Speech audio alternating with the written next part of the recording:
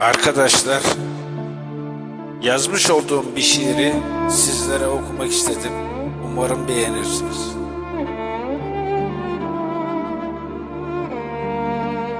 Yüreğim paramparça, duygularım isyanda. Bir daha sever miyim bilmiyorum dünyada.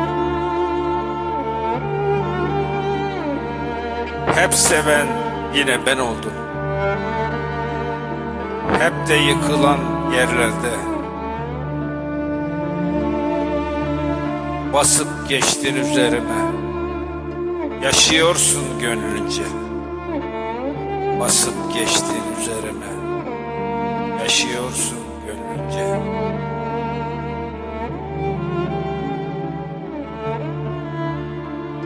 Yorgun bir çare gönlüm. Uslan artık dedim sana. Yıllar geldi geçti yine. Artık sen unutsana.